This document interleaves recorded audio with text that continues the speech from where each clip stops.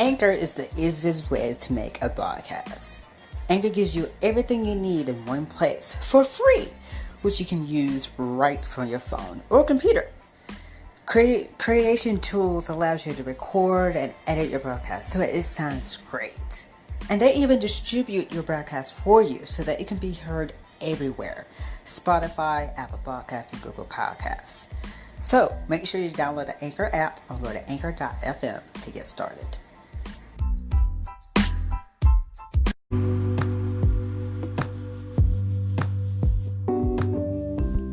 Hello everyone, and here are your news for this week. Join host Andrew FRETT every Friday on our podcast for his show, Let's Fret About Education, where he interviews amazing guests and discusses his own opinions and thoughts about the topics on Future Educators Talk and what's happening around the world. Follow and subscribe to my own podcast, DAMIAN Talks Education, everywhere you stream your podcast at, and make sure you subscribe to the podcast YouTube channel and hit the notification bell so you never miss an episode. New episodes of Future Educators Talk drops on Thursdays, so follow and subscribe wherever you listen to your favorite podcast at. Follow Future Educators Talk on social media: Facebook, Future Educators Talk, Instagram at Future Educators Talk, and on Twitter at Future Ed Talk. So follow our podcast. And follow your host of Future Educators Talk on social media. You can follow me, Damian Anderson, on Instagram at @DamianAnderson and on Twitter at _Damian Anderson. You can follow Andrew FRETT on Instagram at @It'sAndrewFRETT and on Twitter at Darren_Fret. And you can follow KJ Johnson II on Instagram at KJJohnsonII and on Twitter at KJJohnson11 or II. Subscribe to our YouTube channel, Future Educators Talk, and hit the notification bell so you never miss an episode of our video version episodes that we upload. Also, you can now listen to past episodes of our show on our YouTube channel and on all the podcast platforms that we are located at. Now sit back and relax because a new episode of Future Educators Talk is starting now. Welcome to Future Educators Talk with your hosts, Damian Anderson, Andrew FRETT, and KJ Johnson II. Always remember, we are future educators.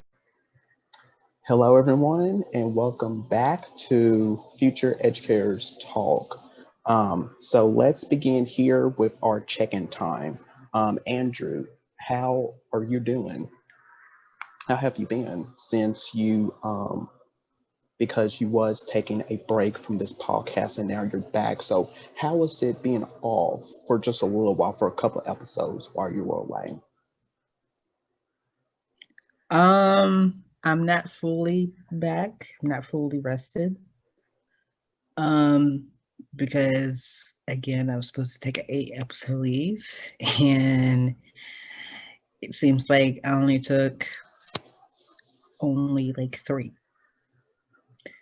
So I'm not fully 100% back, but I'm gonna continue to, push forward. To finish out this season.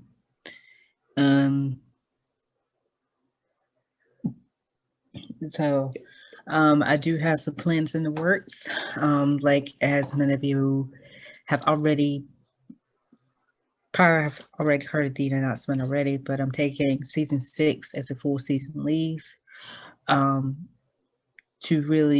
get my mind moving in the right direction, because as for many of you know that I have a lot going on outside of Future Educators Talk. You may think this is the only thing that I do. There is more of what I do outside of Future Educators Talk. So Like I said, I'm gonna continue to push forward for the remaining.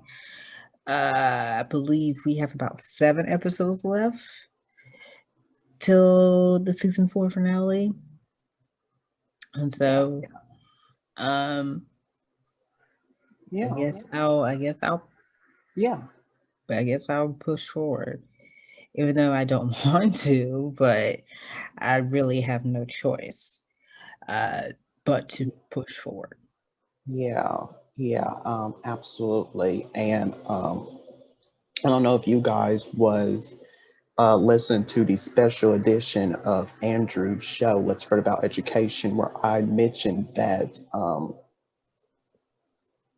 well, the original plan was that at the end of the season that I was going to make an announcement, and that announcement was I was going to be out in season 5 because I'm taking a mental health leave to focus on myself. So that was the original plan. But then, like, once we did so many episodes of season 4, recording them, and I just got so drained out that I was like, I need to push this up forward because I need some time now. So I did that. I made that announcement that I was going to be out for the rest of this season, and then also in season 5. But then a couple of days ago, I was thinking, oh, wait a minute, Damien. You did not tell Andrew and KJ nothing about this. They heard about this the very last minute. And I was like, I cannot do this to them. I cannot do this. I need to finish off strong. So that's what I'm going to do. I'm going to finish off season 4 strong with you all. And then in season 5, I will be out, except for 3 episodes. The premiere episode, we celebrate our 100th episode and our 2nd anniversary. I'm going to be in those episodes, but other than that, I will not be in season 5 at all. So that is the plan now. So I'm not going to change it. That's what's going to work right now, and I will let you guys know when I will return back, which will be, excuse me, in season 6, of course. So that's my announcement right there. So And also talked about starting season 5. I will be at a new spot. So whatever you see in the background right now, that will be changed next year. And I won't tell you what it is. Y'all just have to stick around sometime somewhere in the middle of season 5. Speaking of announcements, even though we're doing announcements very early, yeah, but for the first time ever, I'll be sharing my story for the first time ever on Future Educators Talk. And here are now joining, well, he disappeared now, but in just a few minutes, we will be joined by a brand new co-host. He will join us in just a second. But so yes, I will be telling my story on Let's FRETT about education on November 20th, which is about in 10 more days, and also on Future Educators Talk in July in season 5. So make sure you stay tuned for that. It's probably going to be an hour or 2 episode. I'm not really sure. Hour or 2, but just stay tuned for that. yes. So now, you guys, as we got that out of the way, and oh, and then also, you guys, we forgot to mention, you do not see KJ, you guys, because he is working now, but he will join us in the next episode. So now, to get started with this episode, if you have been following us on our social media platforms, you guys know that we have a special announcement to make. And here's our special announcement. If you haven't already know, because we post this on our social medias, that we have another addition added to our lovely family, the FET family, a new co-host. And I cannot wait for you guys. We cannot wait for you guys to meet him and to hear all about it because, in my opinion, I think now more than ever, we need more brotherhood to come together and start talking about first off education and the issues around the world. We all need to come together as one and be there for each other. So that is why we are adding another edition added. So we can have even more deep conversations and obviously have some fun and get to know each other better as we are having these conversations. So we cannot wait for you guys to meet our brand new co-host of Future Educators Wait a Talk. minute. Wait a minute. Oh, Hold on. go Hold ahead, on. Let me. Andrew. Let me. Go Let ahead. me. Hold Go on. Hold on. ahead. Before we get to that point, hold on. Wait a minute. Fun fact. Fun fact. He was supposedly the new co-host of Future Educators Talk a couple of seasons ago. So you Yes. may already know him, but without further ado, you know my saying. Without Yes. further ado, please welcome to the FET family, Mr. David Ledbetter. Yes. Excuse me. Pardon? Welcome, welcome, welcome to Future Educators Talk as our new co-host. How are you doing, David? Oh well, how you doing? Oh, I am doing fantastic, fantastic. Um, so to get us started, why don't you tell us a little bit about who you are, Mr. David Ledbetter, to give us, a little background of who you are before we get started. Okay, my name is David Ledbetter. I'm a student at Howard University. I'm a freshman, currently studying political science. Um, as of now, I have a nonprofit organization called Imagine This. What we do is we provide students from disenfranchised communities with opportunities and resources to prepare themselves for college and higher education. We serve our students on 4 different pillars: community engagement, health and wellness, education, and what was it? Health and wellness, education, and career mentorship. And so that's just a little bit about what I do. I'm kind of like just general gist. So yeah. Right. Okay. All right. So when did you start creating Imagine This? So I created Imagine This back in 2017.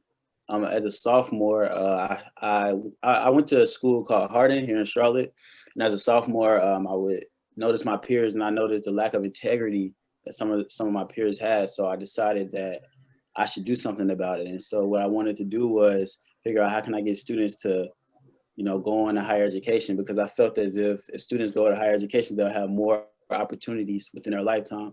And so that's kind of really why I started it and when it began. Yes, absolutely.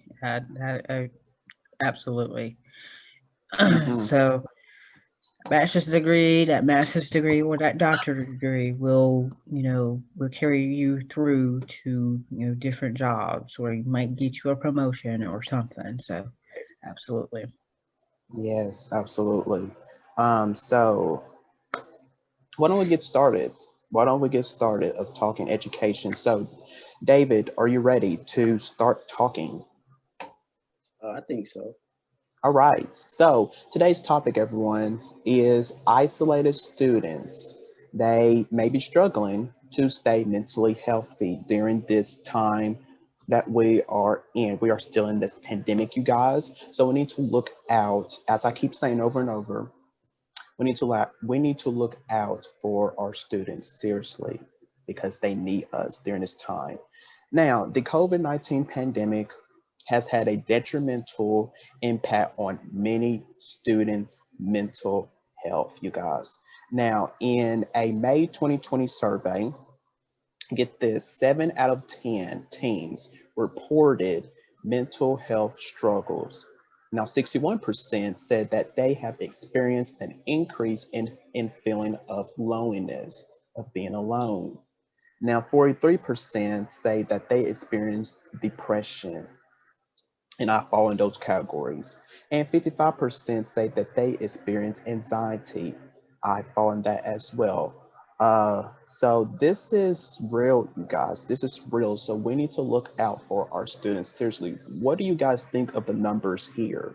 of these percentage? What do you guys think of this? It's just, ugh. Andrew, you could go ahead.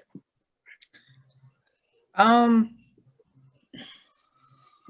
I can relate of depression, anxiety, because I had depression a couple of times in the past couple of months, as well as anxiety as well. But that's a high increase. That's a huge percentage of loneliness, mental health struggles, because they're not with their friends. They're not hanging out with their friends as much as they did before the pandemic. So of course they're going to take a toll on that. Of course, mental health will take a toll, because they're not, you know, like we did back in school. We get to talk to friends either in the hallway or at lunch or when we change classes. Now it's like you barely talk to your friends at all, basically, if you really think about it, because now you have to wear a mask. Now you have to social distance. Now you have to be in a conference call like we're doing now. You have to, do Zoom calls. And of course they don't like that because they want to see eye to eye with their friends. So that's a huge. I totally agree with those numbers, those percentage. Yeah. Mm-hmm. Those are like pretty high numbers, like Andrew said. But I'm not surprised at all. Online learning is not an easy task, and this is something that is so new for a lot of students that this is something that we've never experienced before. And on top of that, to be dealing with a virus that is very contagious and very deadly. It's a lot of things that go into these feelings of anxiety and panicking because this is something that we've never experienced before. Mhm. And so just on top of all of this online learning, trying to retain information, trying to, gain as much knowledge as possible. And then this virus, it's just a lot to take in. It's a lot to handle at one time. And so, those numbers don't surprise me at all. Yeah, same. It's again, keep saying it. Let's be there for our students because they matter. They matter, you guys. Please. So here are some ways, you guys, that your students, teachers, listen up, that your students' mental health struggles might review themselves, as well as some ideas for starting the communication and activities that can help them get through this difficult time together. So the first that I have that we mentioned earlier was loneliness. Now, I found this out that according to a study, social isolation and loneliness among children, they are very associated with increased mental health struggles. And also, I found out another study. They examined the effects of social isolation across the human life. And this is, come on now. Now, when students are facing loneliness, they might reach out to their teachers at some point, and they may make some frequent attempts to engage in non-academic topics and speak negatively about themselves. Now, when they start to do that, you guys, you need to be looking out. You need to be checking because if they are talking down about themselves and speaking negative about themselves, something is going on.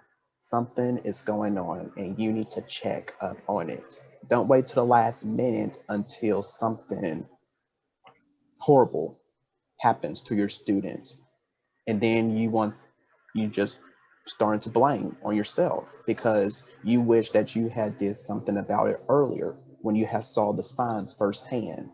Like I mentioned a couple episodes back, you need to look out for the signs of your students. That's why I keep saying this all the time: build relationships with your students, because if you don't have that relationship, then you and that student is not going it's going to be a rocky step with you and that student all year long because you do not have that relationship with them. They're going to push your buttons, push your buttons, push your buttons.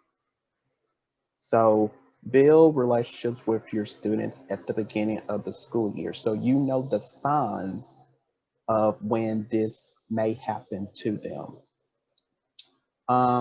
So some strategies, I have some strategies to help out.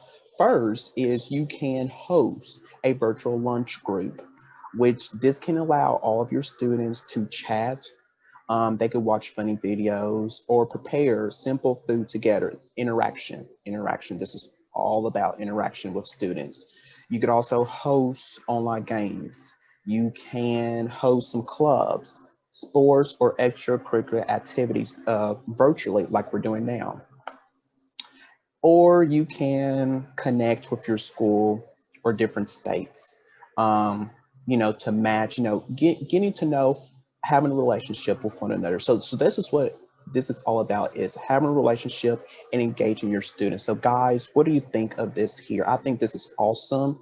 Of one thing that should do, if a student is lonely, let's help them out. Let's be there. If you see a student alone at lunch, sit with them, get to know that student, get to know their background. So what do you guys think of this here? Um, I think it's very important to build a strong relationship with your students. Um, Without a relationship, it's honestly almost impossible to learn something without a relationship with your students. It's extremely important. It yeah, it's just I believe it's mandatory. Some Yeah. students aren't able to learn with someone who they don't feel a connection with. That's Mhm. totally true. With my experience in the classroom, my best learning always came from a teacher that I had a special connection with. And so, if there's no connection from a student teacher connection, it's pretty hard for someone to learn in that environment. Right. Absolutely. Absolutely. I agree with that. It needs to be mandatory. Yes. Andrew, your thoughts? Um, I kind of like those ideas right there. But there is also one other idea as well, that we both actually are doing, which is to create an online journal or blogging. That's also one and another strategies way to help, express their thoughts on, on this virus or Yes. anything. Um, and and so that teachers can respond, can actually read the journals, and that's how they really feel. Like all this time, deep down and inside, this is how they feel during this pandemic. This is really what they feel. Um, so I think those are the great ways as well, especially with connecting with the school in a different state. Um, because you never know what's happening in another part of the country or another part of state. They might deal with the same or a different plan than here. So I think that's a great idea as well. Um, Again, since beginning of basically when we start this podcast, building a relationship with your students, we say this over and over and over and over again. It's really important you do that because everybody has a different story. Everybody does. Everybody comes from a different background. So it's really important that you know their story and show some empathy with them. Because if not, you're not going to have that same connection, or you're not going to build any relationships. That's how students are going to be on top of you. That's how students are going to run the classroom. You run the classroom. The students don't. You're the one that got a master's degree or a bachelor's degree. The students are here to learn. So that's all I gotta say. Yeah. Totally agree with you. Totally agree. Um, the next I have is hopelessness. Um, Now, given the many aspects of the uncertainty around the world, um, and not knowing when things will get back to normal at all. We don't know when this is going to end, and will we go back to our everyday normal lives? We don't know. But many students experience feelings of depression and hopelessness. I am one of those students. I feeling those depression and hopelessness. Now, depression, get this can actually change humans' ability to think, um, their focus and their memory, and their impact on information processing into the classroom. Now, if your students they are disengaged from um, your class discussions, stop completing assignments, make comments about the work being pointless, and have a different outlook on things, or report a lack of energy and motivation. They may be experienced, if all of this, they may be experiencing depression and feelings of hopelessness. It is very critical, you guys, to share these observations with your school counselors. If your students is dealing with this, get the help that they need. Please don't wait till the last minute, like I mentioned earlier, till something terrible happens. And then you're going to start blaming yourself, which you had did something earlier. If you see the problem firsthand, do something about it, educators. That is what you're there for, to look out for our students. So what do you think of this, you guys, of how should educators handle these types of situations if they see all these signs and they don't know what to do about it? What should they do if they see all of this and Signs of go, yeah, in a student. yeah, Honestly, I'm not sure. Honestly, it's about being compassionate. Being compassionate is a big part, and it's a big thing to me. Being compassionate, understanding, people's, like Andrew said, understanding people's plight, understanding people's situation, and feeling for them, not just understanding, but yeah, feeling for them. And so, besides that, I'm not really sure. Sorry for that, but yeah.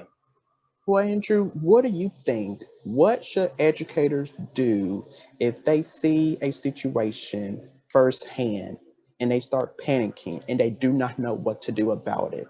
They just start, getting panicking and they don't know what to do about it.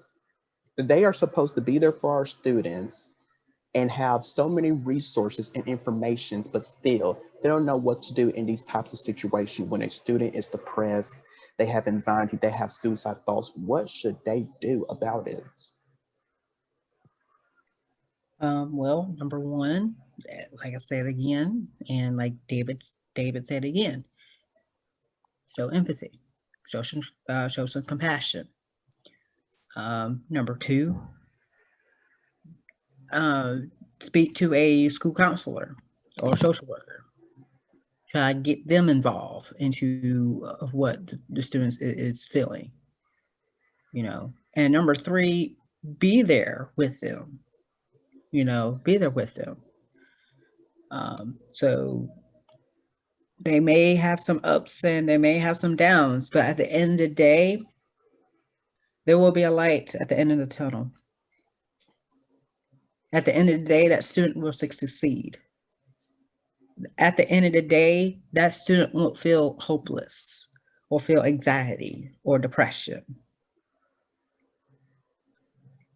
At the end of the day, they will graduate high school or graduate college and do some big things that nobody has even heard of. So it's really important to have those teachers to be right by their side when they're feeling low, the deepest of the low, and show some empathy. Absolutely. Yeah, absolutely. So our final our final suggestion that we have is panic here. Um, so I'm gonna start with you, David. What do you think of how educators and teachers should be dealing with this, with panic, the students? What do you think of here? Um, I think when educators are dealing with students who are panicking, I think it's important for them to just, be there to pat them on the back and tell them that they're there, tell them that they have their back, you know. Also, I think it's important to just congratulate students and let them know that, let them know when they're doing a good job, as well as when they're not, performing as well. Um, Also, when dealing with students who are in a panic, I think it's just important for the educator to be there for the individual. It's always great to have somebody on your side, depending on what you're going through. So yeah. Mm-hmm. Absolutely. Andrew, what about you? You literally took the words out of my mouth. What I was about to say. So, um, nothing really. I mean, he basically take the words out of my mouth. So I don't. There's nothing really. So. Yeah, same with me. I was about to say that we need to be there. Uh, we need to be there for our students, you guys. Now, in the face of dealing with stress and with distant learning, which everyone loves, of course, teachers, they can make a dramatic difference when they support the social and emotional well-being of students, especially during this time. Now, I hope that these strategies that we point out to you guys, they emphasize the importance of connection and the compassion with your students during these times. So I hope that these help out of what we gave you guys, and hopefully your students will be good. So always check up on your students, you guys, daily. Don't Mm-hmm. just check up on them like once a week or once a month. Check up on them daily. See how they are doing. I know that they are not probably in the classroom, some of them, some of them are doing virtual learning, but check up on your students. Give a phone call. See how they are doing during this time, because if you do that, they will know that you care about them. They will, if you just check up on them and see how they are doing. So please do that. Check up on them daily. Please check up on them daily. Yeah, not Um, only a phone call, but also send an email as well, or just leave if they don't answer, just leave a voicemail, um, just to make sure, just to check up on them. So uh, there's three different ways, really. So if you want to check up on your students daily, so yeah, because I'm pretty sure most of them has worked like us three. Um, and we probably won't check our phones until like till we get off. So it's really important if you to teachers out there. I think text message will be the best option for the ones that are working, and for the ones that are not working, give them a call, or if they're busy, just leave a voicemail. So those are the three really options that you can do if you want to check up on your students. yeah. So that is it. Is there any more that you guys would like to add to this topic here? Sure. I'm good for now. So that is it, you guys. Thank you so much for tuning in to this episode with us. Um, Now let's go back to our announcements, because me and Andrew, we took care of that. David, is there anything that you are currently working on? Is there something in the works that you would like to share with us? Um, as of now, I don't have anything, but I will let you know if I do. All right, all right. And where can people, our listeners, follow you at on social media? So you guys can follow me on Instagram at DAVLEDB. That's my Instagram name. Currently, I don't really use any other platform. So yeah, DAVLEDB. All right. All right. So again, you guys, thank you guys for tuning in to this episode here. Make sure you subscribe to this podcast. We are available everywhere on Spotify, Google Podcasts, Apple Podcasts, pretty much anywhere. You guys just search up Future Educators Talk, and there you go, and hit that follow button or that subscribe button so you know when new episodes comes out, which will be on Thursdays. Make sure you comment on our social media platforms to let us know what you guys think of our topics that we talk about. Leave a review of our show as well. And also tell your friends about our show as well, because we are in our 4th season. We are still doing this podcast. As people say they should stop this, they're not doing a good job. Well, we got some amazing people in our lives. We got good people in our circle, and we are still doing this podcast as many more as we can. Now, thank you guys for tuning in again. Also, please wear your mask, you guys. Practice social distancing, and please wash your hands. Those are the 3 CDC guidelines that you guys should be following. So please do that because they save lives of you wearing your mask. Please do. And we will see you guys next time on a new episode of Future Educators Talk. So until then, you guys, take care of yourself and be blessed. And we will see you guys next time. Take care. Take care. What's going on, everybody? It's KJ here, letting you know that if you have any questions or concerns about Future Educators Talk, stories to share, feedback to make our podcast better, reactions to the topics that we discuss, jokes to tell, or you would like someone for the co-host to interview, please let us know by direct messaging us on Instagram at Future Educators Talk, emailing us at futureeducatorstalk@gmail.com, or sending in a voice message to us by going to anchor.fm/futureedtalk. Click on the message tab to where you can record your question to us. Once again, we thank you for listening. Thank you for your continued support, and we cannot wait for you to tune in for season 4.